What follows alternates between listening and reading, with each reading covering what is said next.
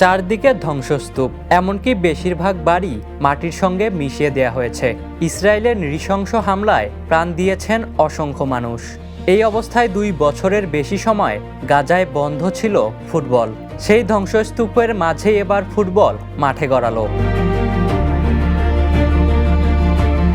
বার্তা সংস্থা রয়টার্স জানিয়েছে, সম্প্রতি ফুটবল টুর্নামেন্ট 5-এ-সাইড আয়োজিত হয় গাজা সিটির তাল আল হাওয়া এলাকায়। সেখানে মুখোমুখি হয়েছিল জাবালিয়া ইউথ ও আল সাদাকর। ম্যাচটি ড্রতে শেষ হয়।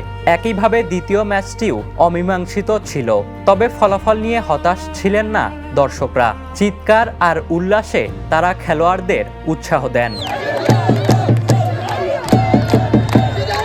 ফুটবল খেলার অনুভূতি জানিয়েছেন একজন ফুটবলার, তার নাম ইউসুফ। তিনি বলেন, খুশি, দুঃখিত, আনন্দিত, আবার খুশি। মানুষ সকালে পানি, খাবার ও রুটির খোঁজে বের হয়। জীবন কিছুটা কঠিন, কিন্তু দিনের কিছুটা সময় থাকে যখন আপনি এসে ফুটবল খেলতে পারেন এবং ভেতরের কিছু আনন্দ প্রকাশ করতে পারেন।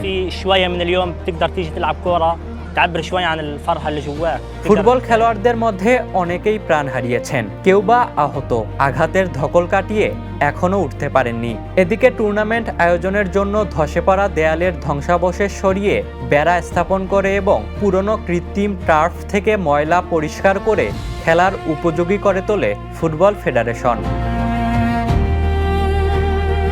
মাঠে নামার মধ্য দিয়ে দলগুলো একটি বার্তা দিতে চেয়েছে, যতই ধ্বংসযজ্ঞ যুদ্ধ হোক না কেন, তারা খেলা এবং জীবন চালিয়ে যাবেন। গাজাবাসীর জীবন থেমে থাকবে না। Ishtiaq Mahin, the news.